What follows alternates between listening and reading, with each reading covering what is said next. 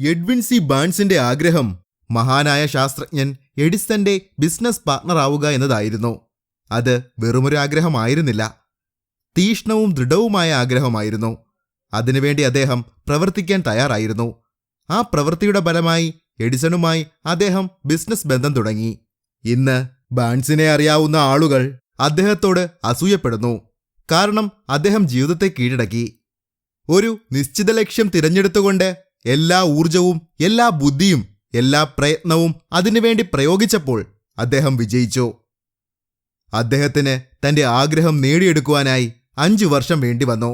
ആ വർഷങ്ങളിലെല്ലാം അദ്ദേഹം കഠിനമായി അധ്വാനിച്ചുകൊണ്ടേയിരുന്നു. ഒന്ന് മനസ്സിലാക്കുക, മിസ്റ്റർ എഡിസന്റെ ഒരു ബിസിനസ് അസോസിയേറ്റ് ആകുവാൻ ആഗ്രഹിച്ചതുകൊണ്ടാണ് ബാൺസിന് തന്റെ ലക്ഷ്യം നേടിയെടുക്കാൻ സാധിച്ചത്. ആ ലക്ഷ്യം കൈവരിക്കാനായി അദ്ദേഹം ഒരു പദ്ധതി ഉണ്ടാക്കി. തന്റെ ആഗ്രഹങ്ങൾക്കു പിറകെ പോവുക എന്നതായിരുന്നു ആ പദ്ധതി. അത് അദ്ദേഹത്തിന്റെ ജീവിതത്തിന്റെ പ്രധാന വഴിത്തിരിവായി മാറി. എഡിസണുമായി അങ്ങനെയൊരു ബിസിനസ് ഡീൽ കിട്ടിയില്ലെങ്കിൽ മറ്റൊരു ലക്ഷ്യം നോക്കുമെന്ന് അദ്ദേഹം പറഞ്ഞില്ല. ഈ ലോകത്ത് എനിക്ക് നേടുവാനായി ഒരേ ഒരു ലക്ഷ്യം മാത്രമേയുള്ളൂ. അത് തോമസ് എഡിസണുമായി ഒരു ബിസിനസ് അസോസിയേഷൻ നേടുക എന്നത് മാത്രമാണ് എന്നായിരുന്നു അദ്ദേഹം പറഞ്ഞത്. അതിനർത്ഥം അദ്ദേഹം മറ്റൊന്നിനു വേണ്ടിയും തന്റെ ലക്ഷ്യത്തെ ഉപേക്ഷിക്കാൻ തയ്യാറായിരുന്നില്ല എന്നാണ്. ഇത് തന്നെയാണ് അദ്ദേഹത്തെ മറ്റുള്ളവരിൽ നിന്ന് വ്യത്യസ്തനാക്കുന്നത്. വിജയം നേടിയിട്ടുള്ള പലരും തോൽവിയുടെ പടുകുഴിയിൽ നിന്ന് ഉയർന്നു വരാനുള്ള കാരണം ഇങ്ങനെ ലക്ഷ്യങ്ങളെ മുറുകെ പിടിക്കുകയും അതിനുവേണ്ടി കഠിനമായി പ്രവർത്തിക്കുന്നു എന്നതുമാണ്. പണത്തിന്റെ ഉദ്ദേശം മനസ്സിലാക്കുന്ന ഓരോ മനുഷ്യനും പണത്തിനായി ആഗ്രഹിക്കുന്നു. ആഗ്രഹം സമ്പത്ത് കൊണ്ടുവരില്ല. എന്നാൽ സമ്പത്ത് സമ്പാദിക്കാനുള്ള കൃത്യമായ വഴികളും മാർഗങ്ങളും ആസൂത്രണം ചെയ്യുകയും പരാജയം തിരിച്ചറിഞ്ഞ് ആ പദ്ധതികളെ പിന്തുണയ്ക്കുകയും ചെയ്യുന്നത് സമ്പത്ത് കൊണ്ടുവരുന്നു. അതായത് ആദ്യം നിങ്ങൾ ആഗ്രഹിക്കുന്ന പണത്തിന്റെ കൃത്യമായ തുക നിങ്ങളുടെ മനസ്സിൽ ഉറപ്പാക്കുക. എനിക്ക് ധാരാളം പണം വേണം എന്ന് പറഞ്ഞാൽ മാത്രം പോരാ. പകരം തുക എത്രയാണെന്ന് വ്യക്തമായ ധാരണ ഉണ്ടാക്കുക. രണ്ടാമത്, നിങ്ങളുടെ പണത്തിന് പകരമായി നിങ്ങൾ എന്താണ് നൽകാൻ ഉദ്ദേശിക്കുന്നത് എന്ന് കൃത്യമായി കണ്ടുപിടിക്കുക. മൂന്നാമതായി, നിങ്ങൾ ആഗ്രഹിക്കുന്ന പണം കൈവശം കിട്ടാൻ ഒരു തീയതി തീരുമാനിക്കുക. നാലാമതായി, നിങ്ങളുടെ ആഗ്രഹം നിറവേറുന്നതിനായി ഒരു നിശ്ചിത പദ്ധതി തയ്യാറാക്കുക. ഇപ്പോൾ തന്നെ അതിനായി പ്രവർത്തനം ആരംഭിക്കുക. അഞ്ചാമത്, ഈ ആഗ്രഹം എഴുതി വയ്ക്കുക. ആറാമത്, എഴുതി വെച്ചത് ദിവസത്തിൽ 2 തവണ ഉറക്കെ വായിക്കുക, കിടക്കുന്നതിന് മുമ്പും ഉണരുമ്പോഴും. ഈ 6 ഘടകങ്ങളിൽ വിവരിച്ചിരിക്കുന്ന നിർദ്ദേശങ്ങൾ നിങ്ങൾ പാലിക്കേണ്ടത് പ്രധാനമാണ്. നമ്മൾ ശരിക്കും ആഗ്രഹിക്കുന്നുവെങ്കിൽ അത് സ്വന്തമാക്കുമെന്ന് നമ്മളെ തന്നെ ബോധ്യപ്പെടുത്താൻ ഇത് സഹായിക്കും. മനുഷ്യ മനസ്സിന്റെ പ്രവർത്തന തത്വങ്ങളെക്കുറിച്ച് പഠിച്ചിട്ടില്ലാത്ത അജ്ഞതർക്ക് ഈ നിർദ്ദേശങ്ങൾ അപ്രായോഗികമായി തോന്നിയേക്കാം. പക്ഷേ ഇതാണ് സത്യം. പണക്കാരായ എല്ലാവരും ആദ്യം സ്വപ്നം കാണുകയും പ്രതീക്ഷിക്കുകയും ആഗ്രഹിക്കുകയും ആസൂത്രണം ചെയ്തിട്ടുണ്ടെന്ന് നിങ്ങൾ മനസ്സിലാക്കണം. നിങ്ങളുടെ ആഗ്രഹത്തിനനുസരിച്ച് പ്രവർത്തിക്കാൻ നിങ്ങൾ തയ്യാറല്ലെങ്കിൽ നിങ്ങൾക്കൊരിക്കലും ജീവിത വിജയം നേടാൻ കഴിയില്ല. യഥാർത്ഥത്തിൽ ജീവിതത്തിൽ വിജയിച്ച എല്ലാവരും ഒരു സ്വപ്നജീവിയായിരുന്നു. നിങ്ങളുടെ ഭാവനയിൽ നിങ്ങൾ വലിയ സമ്പത്ത് കാണുന്നില്ലെങ്കിൽ നിങ്ങളുടെ ബാങ്ക് ബാലൻസിൽ അവ ഒരിക്കലും കാണില്ല. അതുകൊണ്ട് ഒരുപാട് സ്വപ്നങ്ങൾ കാണുക. സമ്പത്തിനു വേണ്ടിയുള്ള ഈ ഓട്ടമത്സരത്തിൽ ഏർപ്പെട്ടിരിക്കുന്ന നമ്മൾ ഇത് മനസ്സിലാക്കുക തന്നെ വേണം. വിജയിക്കാൻ കൈവശം വേണ്ടത് ലക്ഷ്യമാണ്. പിന്നീടത് സ്വന്തമാക്കാനുള്ള ജ്വലിക്കുന്ന ആഗ്രഹം വേണം. എന്തും പുതിയതായി ആഗ്രഹിക്കുവാനും ചെയ്യാനും പേടിക്കുന്ന ഒരാൾക്ക് ഒരിക്കലും ജീവിതത്തിൽ വിജയിക്കാൻ സാധിക്കുകയില്ല. കൊളംബസ് ഒരു അജ്ഞാത ലോകത്തെ സ്വപ്നം കണ്ടു. തന്റെ ജീവിതം പണയപ്പെടുത്തി. അത്തരമൊരു ലോകം അദ്ദേഹം കണ്ടെത്തി. നിങ്ങൾ ചെയ്യാൻ ആഗ്രഹിക്കുന്ന കാര്യം ശരിയാണെങ്കിൽ, നിങ്ങൾ അതിൽ വിശ്വസിക്കുന്നുവെങ്കിൽ മുന്നോട്ടു പോയി അത് ചെയ്യുക. ഒരിക്കലും മടി കാണിക്കരുത്. ദരിദ്രനും വിദ്യാഭ്യാസവുമില്ലാത്ത ഹെൻറി ഫോർഡ് ഒരു കുതിരയില്ലാത്ത കാമേജ് സ്വപ്നം കണ്ടു. തന്റെ പക്കലുള്ള ഉപകരണങ്ങളുമായി പ്രവർത്തിക്കാൻ തുടങ്ങി. ഇപ്പോൾ അദ്ദേഹത്തിന്റെ സ്വപ്നത്തിന്റെ തെളിവുകൾ ഭൂമിയെ മുഴുവൻ അലങ്കരിച്ചിരിക്കുന്നു. ജീവിച്ചിരുന്ന ഏതൊരു മനുഷ്യനേക്കാളും കൂടുതൽ ചക്രങ്ങൾ അദ്ദേഹം ഉണ്ടാക്കിയിട്ടുണ്ട്. കാരണം തന്റെ സ്വപ്നങ്ങളുമായി മുന്നോട്ടു പോകുവാൻ അദ്ദേഹം ഭയപ്പെട്ടില്ല. വൈദ്യുതി ഉപയോഗിച്ച് പ്രവർത്തിപ്പിക്കുന്ന ഒരു വിളക്ക് തോമസ് എഡിസൺ സ്വപ്നം കണ്ടു. അതിനൊത്ത് പ്രവർത്തിക്കാൻ തുടങ്ങി. 1000 പരാജയങ്ങളുണ്ടായി. എന്നിട്ടും അദ്ദേഹം ആ സ്വപ്നത്തിനൊപ്പം നിന്നു. അത് നേടിയെടുക്കുന്നതുവരെ. വായുവിലൂടെ പറക്കാൻ റൈറ്റ് സഹോദരന്മാർ സ്വപ്നം കണ്ടു. അവരുടെ സ്വപ്നത്തിന്റെ തെളിവായി ലോകമെമ്പാടും ഇന്ന് ഫ്ലൈറ്റുകൾ നമുക്ക് കാണാം. ഈതറിന്റെ അദൃശ്യ ശക്തികളെ ഉപയോഗപ്പെടുത്തുന്നതിനുള്ള ഒരു സംവിധാനത്തെക്കുറിച്ച് മാർക്കോണി സ്വപ്നം കണ്ടു. അദ്ദേഹം വെറുതെ സ്വപ്നം കാണുക മാത്രമായിരുന്നില്ല എന്നതിന്റെ തെളിവാണ് ലോകത്തിലെ എല്ലാ വയർലെസ്സും റേഡിയോയും. ലോകം പുതിയ കണ്ടെത്തലുകൾക്ക് വേണ്ടി കാത്തിരിക്കുന്നു. അല്ല, ലോകത്തിന് ഒരു പുതിയ ആശയം നൽകുന്ന സ്വപ്നക്കാരന് അത് ചെയ്തു കൊടുക്കാൻ വേണ്ടി ലോകം മുന്നിട്ട് നിൽക്കുന്നു. സ്വപ്നം കാണുന്നവർക്ക് ധാരാളം അവസരങ്ങൾ കൊണ്ട് ലോകം നിറഞ്ഞിരിക്കുകയാണ്. അത് നമ്മൾ മനസ്സിലാക്കാതെ പോവരുത്.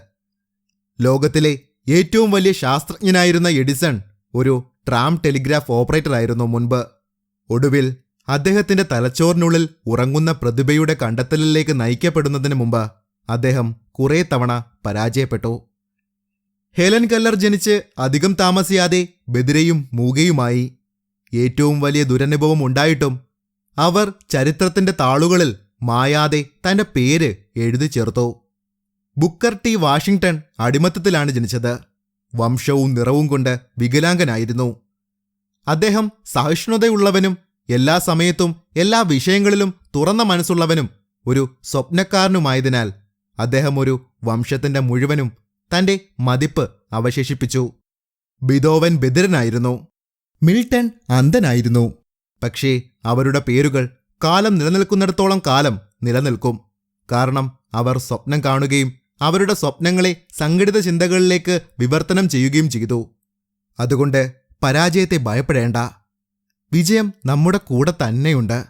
വിശ്വാസം, ധൈര്യം, സഹിഷ്ണുത ഇവ നമുക്കുണ്ടെങ്കിൽ, പ്രവർത്തിക്കാൻ തയ്യാറാണെങ്കിൽ നമുക്ക് ആവശ്യമുള്ളതെല്ലാം നമ്മളിലേക്ക് വന്നുചേരും. ഓർക്കുക, ജീവിതത്തിൽ ഉയർന്ന ലക്ഷ്യത്തിനായി കൂടുതൽ പരിശ്രമം ആവശ്യമില്ല. പകരം ശക്തമായ ആഗ്രഹമുണ്ടാക്കിയെടുക്കുക മാത്രമാണ് ചെയ്യേണ്ടത്. ഇപ്പോൾ നിങ്ങൾക്ക് മനുഷ്യ മനസ്സിന്റെ ശക്തി വിചിത്രവും അവിശ്വസനീയവുമായിട്ട് തോന്നുന്നുണ്ടോ? വിശ്വാസത്തിന്റെ പിൻബലമുള്ള ആഗ്രഹത്തിന്റെ ശക്തിയിൽ വിശ്വസിക്കുക. കാരണം ഈ ശക്തി മനുഷ്യരെ താഴ്ന്ന നിലയിൽ നിന്ന് അധികാരത്തിന്റെയും സമ്പത്തിന്റെയും ഇടങ്ങളിലേക്ക് ഉയർത്തുന്നതിന് സഹായിക്കും. ആഗ്രഹത്തിന്റെ ശക്തി എങ്ങനെ ഉപയോഗിക്കാൻ കഴിയുമെന്നാണ് നമ്മൾ ഈ പുസ്തകത്തിലൂടെ പഠിക്കുന്നത്. സമ്പത്തിലേക്കുള്ള രണ്ടാമത്തെ പടിയാണ് വിശ്വാസം. മനസ്സിന്റെ പ്രധാന കെമിസ്റ്റാണ് വിശ്വാസം. എല്ലാ പ്രധാന പോസിറ്റീവ് വികാരങ്ങളിലും ഏറ്റവും ശക്തമാണ് വിശ്വാസം, പ്രണയം, ലൈംഗികത എന്നിവയുള്ള വികാരങ്ങൾ. സ്നേഹവും വിശ്വാസവും മാനസികമാണ്. മനുഷ്യന്റെ ആത്മീയ വശവുമായി ബന്ധപ്പെട്ടിരിക്കുന്നു. ലൈംഗികത പൂർണ്ണമായും ജൈവശാസ്ത്രപരമായ ശാരീരികവുമായി മാത്രം ബന്ധപ്പെട്ടതാണ്. ഇത് മൂന്നുമാണ് ജീവിതത്തിന്റെ അടിസ്ഥാനം. വിശ്വാസം എങ്ങനെ വികസിപ്പിക്കാമെന്ന് നോക്കാം. ഒരാൾ വിശ്വാസം വളർത്തിയെടുക്കുന്ന രീതി വിവരിക്കാൻ വളരെ ബുദ്ധിമുട്ടാണ്. കാഴ്ചയില്ലാത്ത ഒരാൾക്ക് ചുവപ്പ് നിറം വിവരിച്ചു കൊടുക്കുന്നത് പോലെയാണത്. വിശ്വാസം ഒരു മാനസികാവസ്ഥയാണ്. ഉപബോധ മനസ്സിലേക്ക് ആവർത്തിച്ചു വരുന്ന ചിന്തകൾ ഉപബോധ മനസ്സ് അംഗീകരിക്കുകയും പ്രവർത്തിക്കുകയും ചെയ്യുന്നുവെന്ന് പറയുന്നതിന് തുല്യമാണിത്. നിങ്ങൾ എന്തു ചിന്തിക്കുന്നുവോ, എന്തു പറയുന്നുവോ, അതാണ് നിങ്ങളുടെ മനസ്സ് കേൾക്കുക. നിങ്ങൾ നെഗറ്റീവ് ചിന്തിച്ചാൽ നിങ്ങൾക്ക് നെഗറ്റീവ് കാര്യങ്ങൾ വന്നു ചേരും. പോസിറ്റീവ് ആണെങ്കിൽ പോസിറ്റീവ് കാര്യങ്ങൾ വന്നു ചേരുന്നു. സത്യത്തിൽ നിങ്ങളുടെ ഉപബോധ മനസ്സിന്റെ പ്രവർത്തനത്തെ നിർണയിക്കുന്ന ഘടകമാണ് നിങ്ങളുടെ വിശ്വാസം.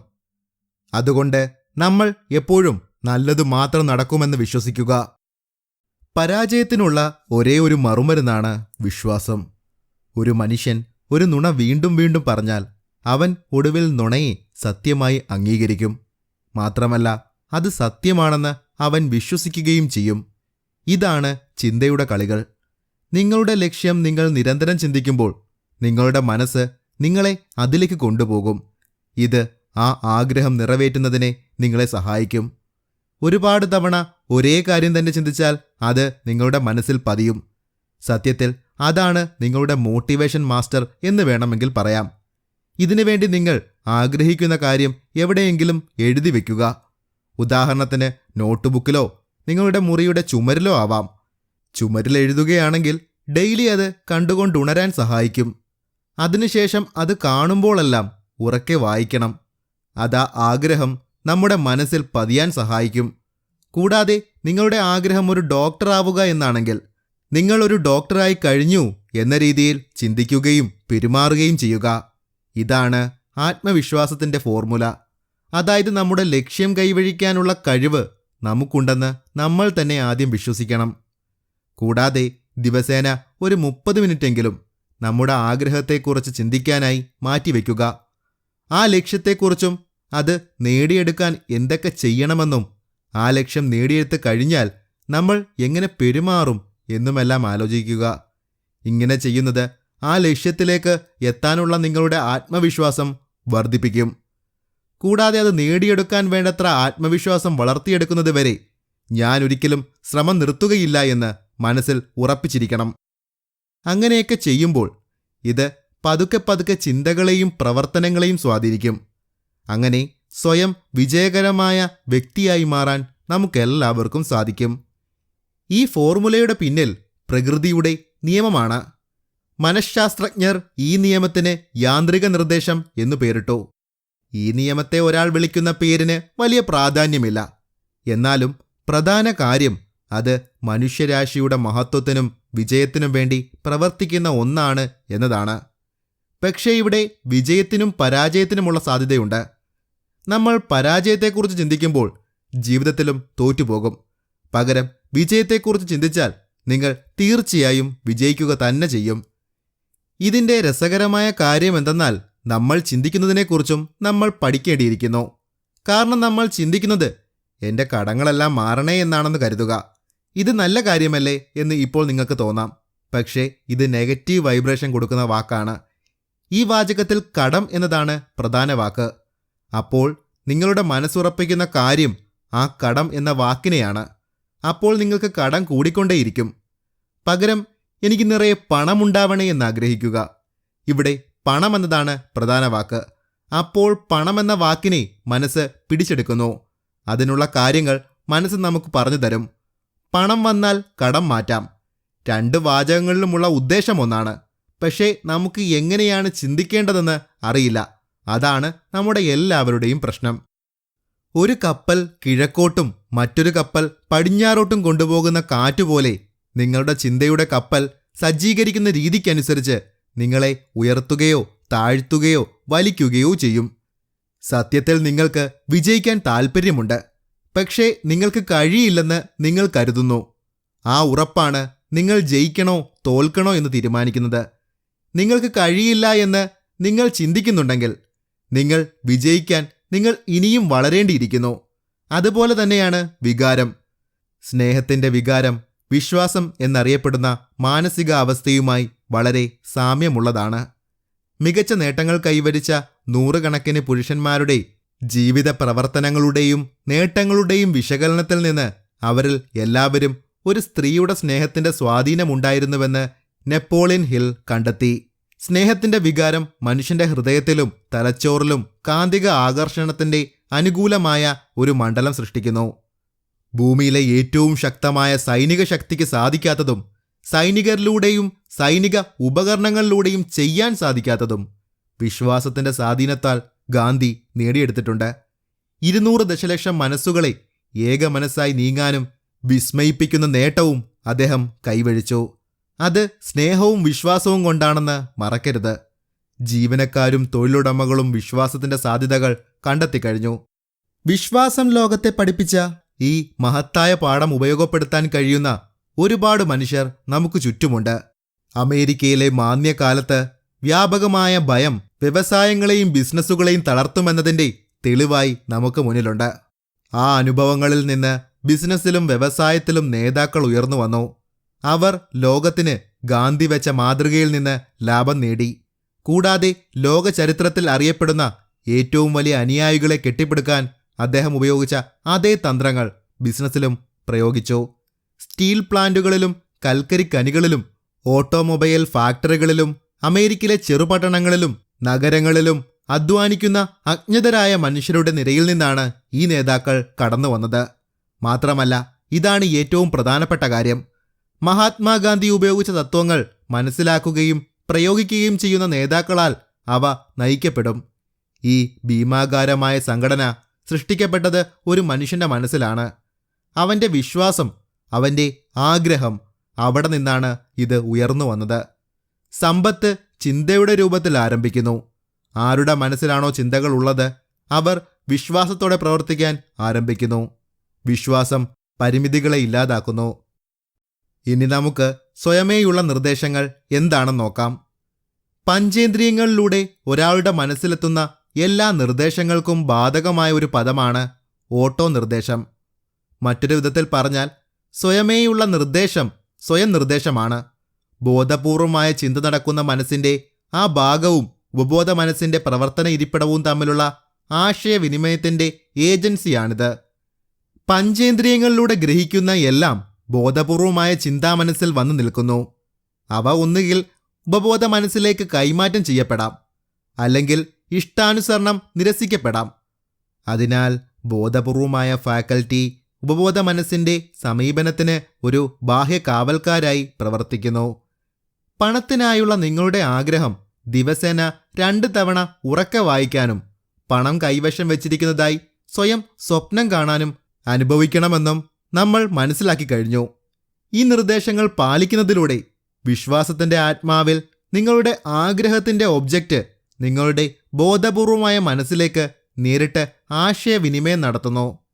ഇത് ആവർത്തിക്കുന്നതിലൂടെ നിങ്ങളുടെ മനസ്സ് നിങ്ങളുടെ ആഗ്രഹത്തിന് വേണ്ടി പ്രവർത്തിക്കാൻ തുടങ്ങുന്നു.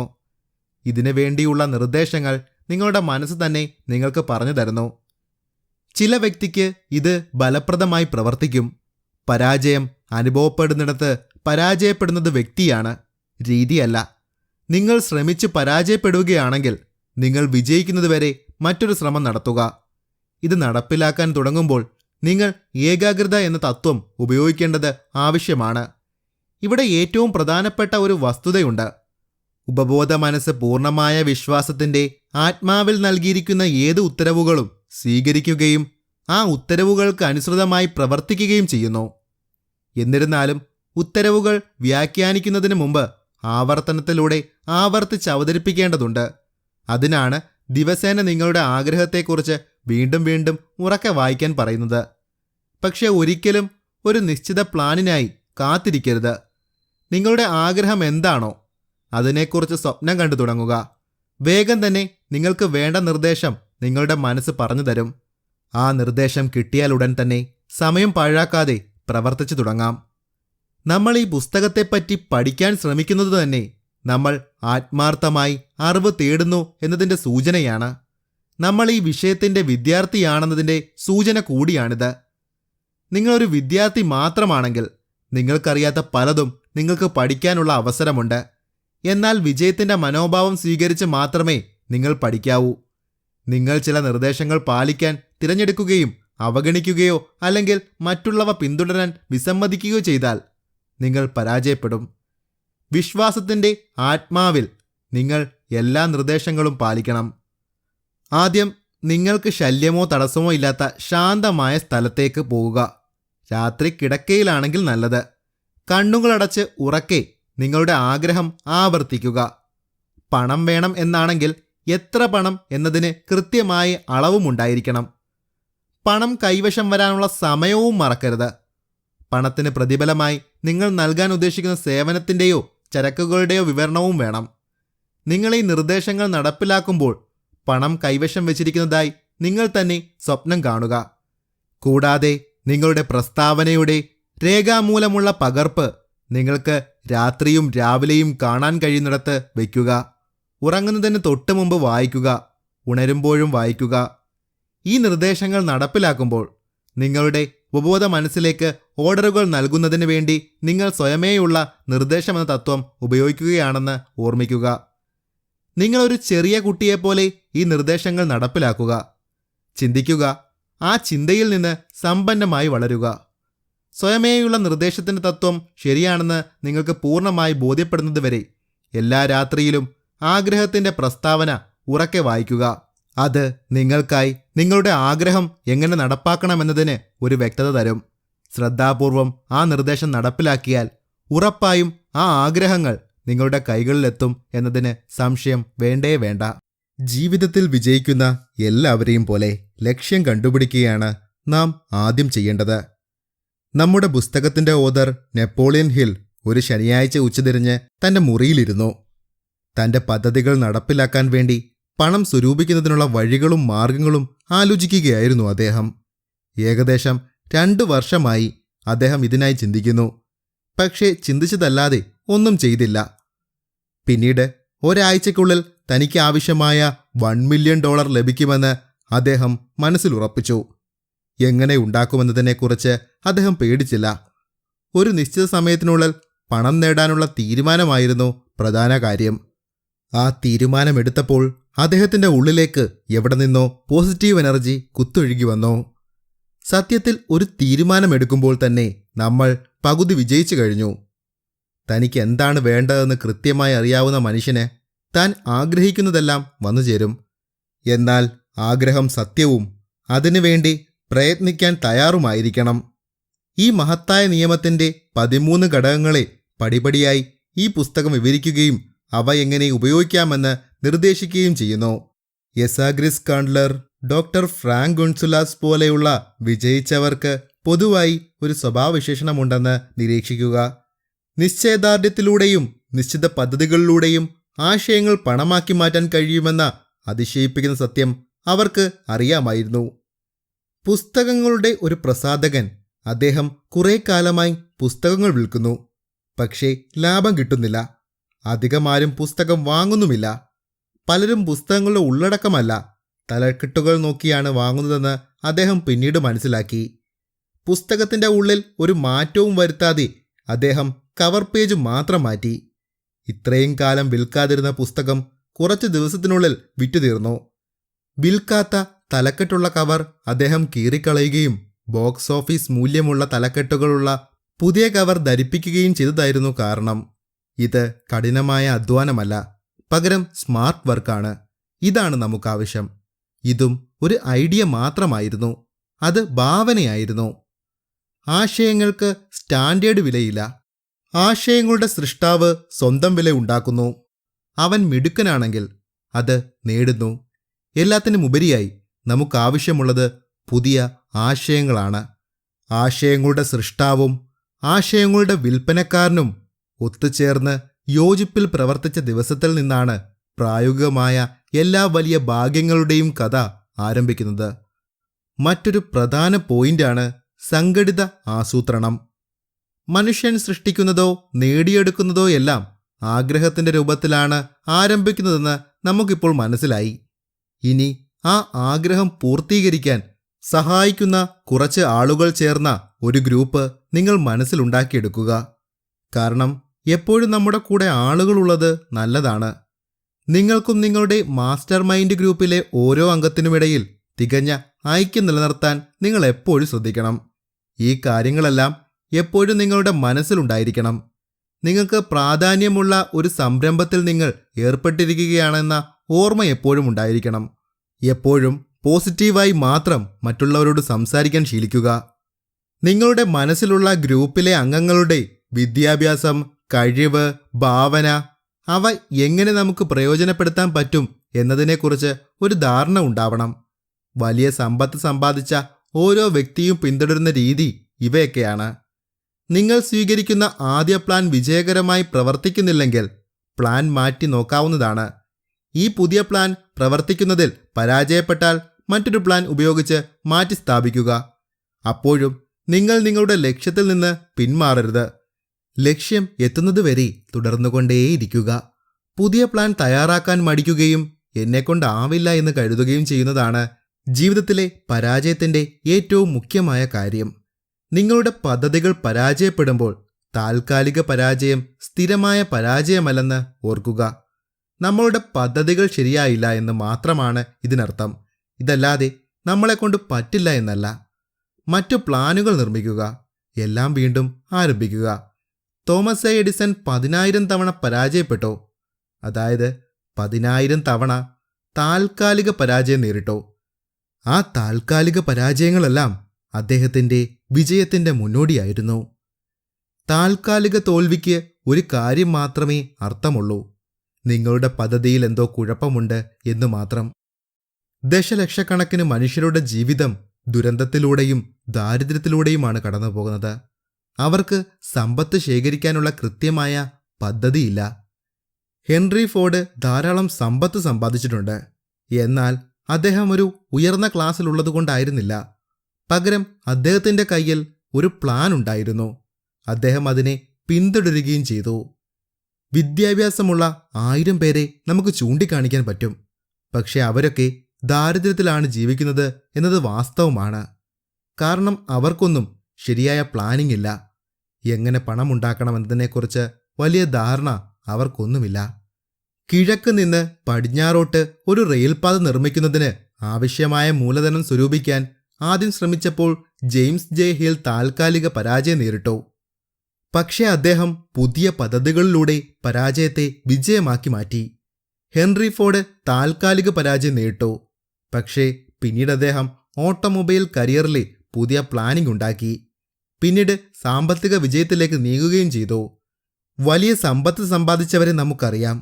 എന്നാൽ അവരെല്ലാവരും താൽക്കാലിക പരാജയങ്ങളെ അവഗണിക്കുകയും അവരുടെ വിജയം മാത്രം മുന്നിൽ കാണുകയും മാത്രമാണ് ചെയ്തത്. തോൽവി എന്നത് സ്വാഭാവികമാണ്. പിന്നീട് അത് നിങ്ങളെ വിജയത്തിലേക്ക് നയിക്കുമെന്ന് ഉറപ്പാണ്. തോൽവി വരുമ്പോൾ നിങ്ങളുടെ പദ്ധതികൾ ശരിയല്ല എന്നതിൻ്റെ ഒരു സൂചനയായി അത് സ്വീകരിക്കുക. ആ പദ്ധതികൾ പുനർനിർമ്മിക്കുക. നിങ്ങളുടെ ലക്ഷ്യത്തിലേക്ക് ഒരിക്കൽ കൂടി യാത്ര ചെയ്യുക. നിങ്ങളുടെ ലക്ഷ്യം കൈവരിക്കുന്നതിന് മുമ്പ് നിങ്ങൾ ഉപേക്ഷിക്കുകയാണെങ്കിൽ നിങ്ങൾ തീർച്ചയായും ജീവിതത്തിൽ പരാജയപ്പെടും, എന്നേക്കുമായി. പിന്മാറുന്നവർ ഒരിക്കലും വിജയിക്കില്ല. ഒരു വിജയി ഒരിക്കലും ഉപേക്ഷിക്കില്ല. ഈ വാചകം ഒരു കടലാസിൽ എഴുതുക. എപ്പോഴും നിങ്ങൾ കാണുന്നിടത്ത് വയ്ക്കുക. എല്ലാ രാത്രിയിലും അത് കണ്ടുകൊണ്ടുറങ്ങുക. അത് കണ്ടുകൊണ്ട് ഉണരുക. ഇതെപ്പോഴും മനസ്സിലുണ്ടായിരിക്കുക. നിങ്ങളുടെ മാസ്റ്റർ മൈൻഡ് ഗ്രൂപ്പിലേക്ക് അംഗങ്ങളെ തിരഞ്ഞെടുക്കാൻ തുടങ്ങുമ്പോൾ തോൽവി ഗൗരവമായി കാണാത്തവരെ തിരഞ്ഞെടുക്കാൻ ശ്രമിക്കുക. പണത്തിനു മാത്രമേ പണമുണ്ടാക്കാൻ കഴിയൂ എന്ന് ചിലർ മണ്ടത്തരമായി വിശ്വസിക്കുന്നു. ഇത് സത്യമല്ല. പണം അതിന് ചലിക്കാനോ ചിന്തിക്കാനോ സംസാരിക്കാനോ കഴിയില്ല. പക്ഷേ അത് ആഗ്രഹിക്കുന്ന ഒരു മനുഷ്യനെന്ന് വിളിക്കുമ്പോൾ അതിന് കേൾക്കാൻ കഴിയും. അതിനു വേണ്ടിയാണ് നിരന്തരം പണത്തിനു വേണ്ടി ആഗ്രഹിക്കാൻ പറയുന്നത്.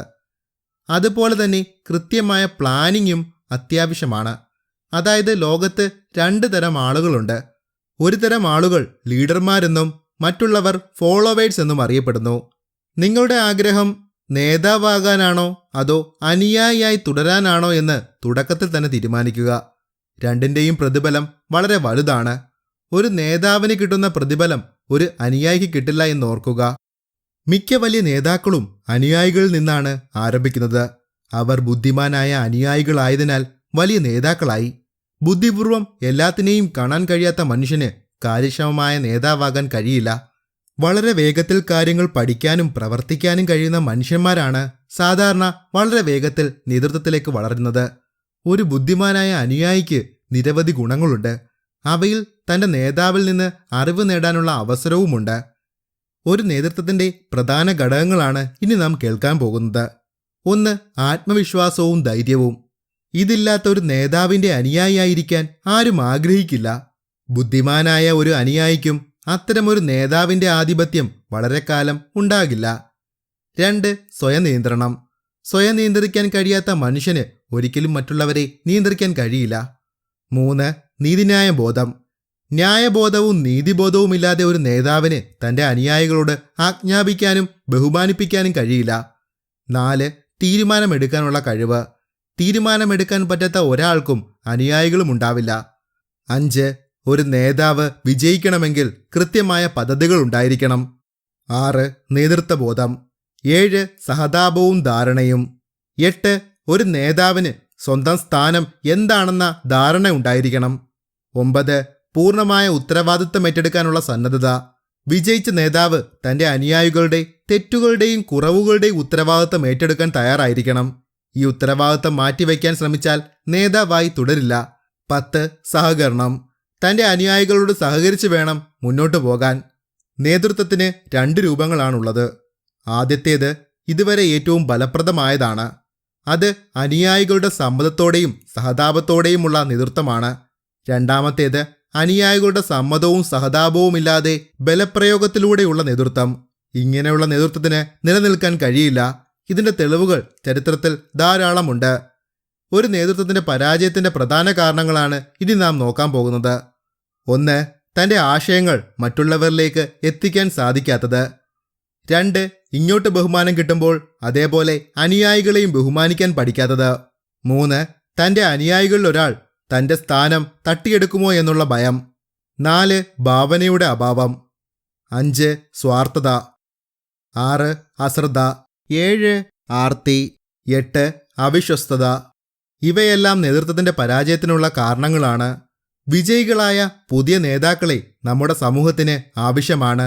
അവ പ്രധാനമായും രാഷ്ട്രീയം, ബാങ്കിംഗ്, വ്യവസായം, നിയമം, വൈദ്യം, വിദ്യാഭ്യാസം, പത്രപ്രവർത്തനം എന്നുള്ള മേഖലകളിലേക്കാണ് ആവശ്യം. നമ്മുടെ സേവനങ്ങളോ ഉൽപ്പന്നങ്ങളോ സ്ഥിരമായ വിപണി ലഭിക്കുവാനോ അല്ലെങ്കിൽ നല്ല രീതിയിൽ മാർക്കറ്റ് ചെയ്യുവാനോ നമ്മളെല്ലാവരും പിന്തുടരേണ്ട ഫോർമുലയാണ് QQS ഫോർമുല. അതായത് ക്വാളിറ്റി, ക്വാണ്ടിറ്റി, സ്പിരിറ്റ്. ക്വാളിറ്റി എന്നത് ഒരു സേവനത്തിൻ്റെ ഗുണമേന്മയാണ്.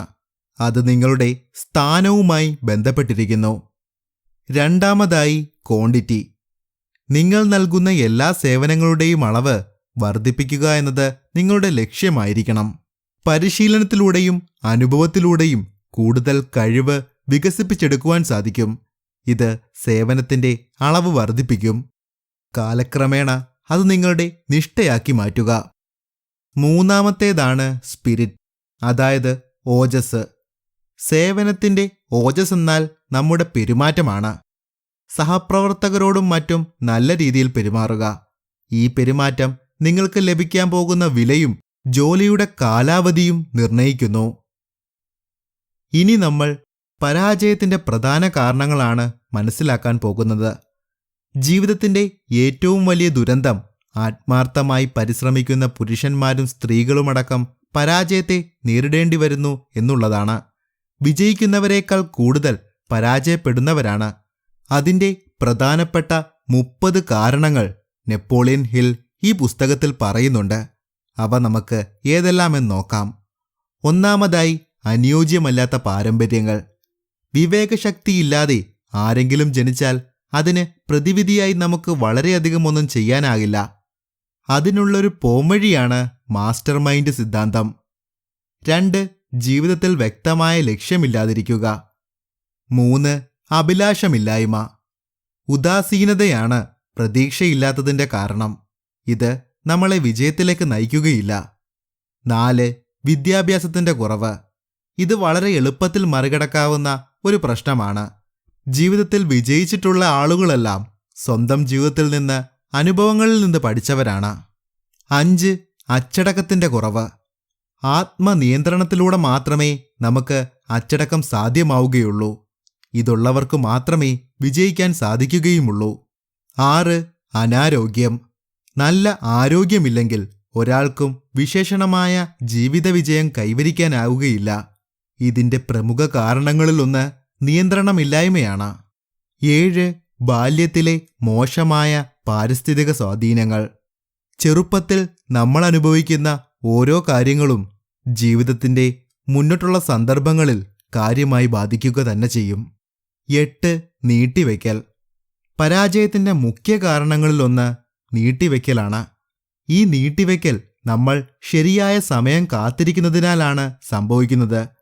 എന്തെങ്കിലും ബലവത്തായത് തുടങ്ങിവെക്കാനുള്ള ശരിയായ സമയം നിങ്ങൾ എവിടെയാണോ അവിടെ നിന്ന് തുടങ്ങുക എന്നതാണ്. 9. നിഷ്ഠയില്ലായ്മ. മിക്ക ആളുകളും ചെയ്യുന്ന ഒരു തെറ്റായ ശീലമാണിത്. എന്തും നന്നായി തുടങ്ങും, എന്നാൽ പരാജയത്തിൻ്റെ ലക്ഷണം അടുത്തുകൂടി പോകുമ്പോൾ നമ്മൾ ചെയ്തുകൊണ്ടിരുന്നത് പാതിയിൽ വെച്ച് ഉപേക്ഷിക്കും. ഇത് പരാജയത്തിൻ്റെ വലിയൊരു കാരണമാണ്. 10. നെഗറ്റീവ് വ്യക്തിത്വം. ഏത് കാര്യത്തെയും പോസിറ്റീവായി കാണാൻ ശ്രമിക്കണം. നെഗറ്റീവ് ചിന്തകളെ മാറ്റി നിർത്തിയാൽ മാത്രമേ നമുക്ക് വിജയിക്കുവാൻ സാധിക്കുകയുള്ളൂ. 11. ലൈംഗിക ആസക്തിയെ നിയന്ത്രിക്കാൻ സാധിക്കാത്തത്.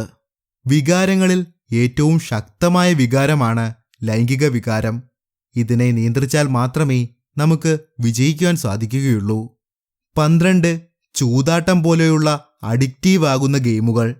ഇവ നിങ്ങളുടെ പ്രവർത്തനത്തെ ഇല്ലാതാക്കും. ഇത് നിങ്ങളെ പരാജയത്തിലേക്ക് നയിക്കും. 13.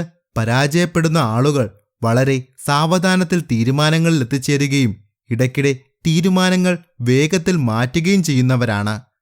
14. ഭയം. ഭയത്തെ മാറ്റുക. പരാജയത്തെക്കുറിച്ച് ചിന്തിക്കാതെ ഭയം ഇല്ലാതാക്കുക. 15.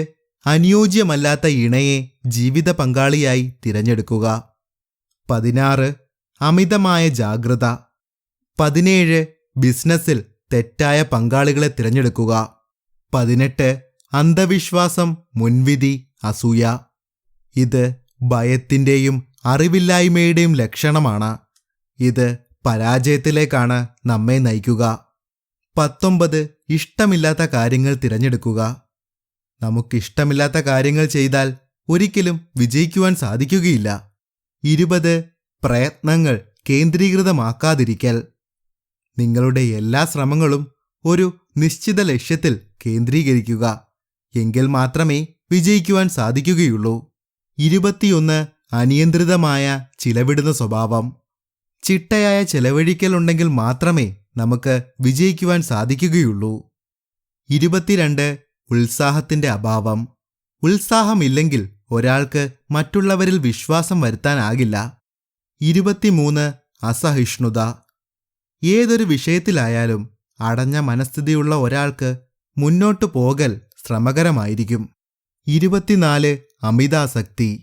ഇതിൽ പ്രധാനം മദ്യപാനം, ഭക്ഷണം, ലൈംഗികാസക്തി എന്നിവയാണ്. ഇതെല്ലാം പരാജയത്തിന്റെ വഴികളാണ്. 25. മറ്റുള്ളവരുമായി സഹകരിക്കുവാനുള്ള കഴിവില്ലായ്മ. 26. സ്വയപ്രയത്നം കൊണ്ട് നേടിയെടുക്കാത്ത അധികാരം. 27. ബോധപൂർവമുള്ള നെറുകേട്. സത്യസന്ധത എന്നത് ഏതൊരു മേഖലയിലും വിജയിക്കുവാനുള്ള അടിസ്ഥാനപരമായ ചവിട്ടുപടിയാണ്. 28. ദുരഭിമാനവും പൊങ്ങച്ചവും. 29. ചിന്തിക്കാതെ ഊഹിച്ച് തീരുമാനമെടുക്കൽ. 30. മൂലധനത്തിന്റെ അഭാവം. ആദ്യമായി ബിസിനസ് ആരംഭിക്കുന്നവർക്കിടയിൽ പരാജയപ്പെടാനുള്ള ഒരു പ്രധാന കാരണം ഇതാണ്. പരാജയത്തിന്റെ ഈ കാരണങ്ങൾ നിങ്ങൾ വിശകലനം ചെയ്തു അതിനെക്കുറിച്ച് കൂടുതൽ അറിയാൻ ശ്രമിക്കുക. ഇത് നിങ്ങളെ തീർച്ചയായും ഒരു തീരുമാനത്തിലെത്തിക്കും. മനുഷ്യ, നിന്നെ തന്നെ അറിയുക എന്നതാണ് ഏറ്റവും പഴയ ഉപദേശം. നിങ്ങൾക്ക് ചരക്ക് വിജയകരമായി വിപണനം ചെയ്യണമെങ്കിൽ നിങ്ങളുടെ ചരക്കെന്താണെന്ന് നിങ്ങൾ തന്നെ അറിഞ്ഞിരിക്കണം. മാർക്കറ്റിങ്ങിലും അങ്ങനെ തന്നെയാണ്. നിങ്ങളുടെ എല്ലാ ബലഹീനതകളും നിങ്ങളുടെ കഴിവുകളും നിങ്ങൾ അറിഞ്ഞിരിക്കണം. ഒന്നുകിൽ അവയെ മറികടക്കുക, അല്ലെങ്കിൽ പൂർണ്ണമായും ഇല്ലാതാക്കുക. നിങ്ങളുടെ ശക്തി നിങ്ങൾ തിരിച്ചറിയുക. കൃത്യമായ വിശകലനത്തിലൂടെ മാത്രമേ നിങ്ങൾക്കത് അറിയാൻ സാധിക്കുകയുള്ളൂ. ഉപയോഗപ്രദമായ സേവനം നൽകുവാനുള്ള നിങ്ങളുടെ കഴിവ്, അല്ലെങ്കിൽ അത്തരം സേവനം നൽകാൻ മറ്റുള്ളവരെ പ്രേരിപ്പിക്കുവാനുള്ള നിങ്ങളുടെ കഴിവ് എന്നിവയാൽ നിങ്ങളുടെ വിജയം പൂർണ്ണമാകുവാൻ സഹായിക്കും. കൂടാതെ സേവനങ്ങളുടെ വിപണനത്തിൽ വാർഷിക സ്വയം വിശകലനം അനിവാര്യമാണ്. മാത്രമല്ല, വാർഷിക വിശകലനം പിഴവുകളുടെ കുറവും ഗുണങ്ങളുടെ വർധനവും കണ്ടെത്താൻ നിങ്ങളെ സഹായിക്കും. ഒരാളുടെ ലക്ഷ്യമെത്താൻ ഓരോ ദിവസവും മുന്നോട്ടു പോവേണ്ടതുണ്ട്. വാർഷിക സ്വയം വിശകലനം പുരോഗതി ഉണ്ടാക്കിയിട്ടുണ്ടോ, അങ്ങനെയെങ്കിൽ എത്രയെന്ന് വെളിപ്പെടുത്തും. ഇതിൽ നഷ്ടമാണ് സംഭവിച്ചിട്ടുള്ളതെങ്കിൽ അതും ഈ വിശകലനത്തിലൂടെ നമുക്ക് മനസ്സിലാക്കാം. നമ്മുടെ വാർഷിക സ്വയം വിശകലനം ഓരോ വർഷാവസാനവും നടത്തണം. അങ്ങനെയാവുമ്പോൾ അതിൽ നമുക്ക് പറ്റിയിട്ടുള്ള തെറ്റുകൾ അടുത്ത വർഷം തിരുത്തുവാൻ സാധിക്കും. ഇനി നമ്മൾ കുറച്ച് സ്വയം വിശകലന ചോദ്യങ്ങളാണ് പരിചയപ്പെടാൻ പോകുന്നത്. ആദ്യത്തെ ചോദ്യം: ഈ വർഷം എൻ്റെ ലക്ഷ്യത്തിനു വേണ്ടി ഞാൻ എന്തെങ്കിലും പ്രവർത്തിച്ചിട്ടുണ്ടോ? 2. എൻ്റെ കഴിവിൻ്റെ പരമാവധി ഞാൻ ജോലിയിൽ ചെലവഴിച്ചിട്ടുണ്ടോ?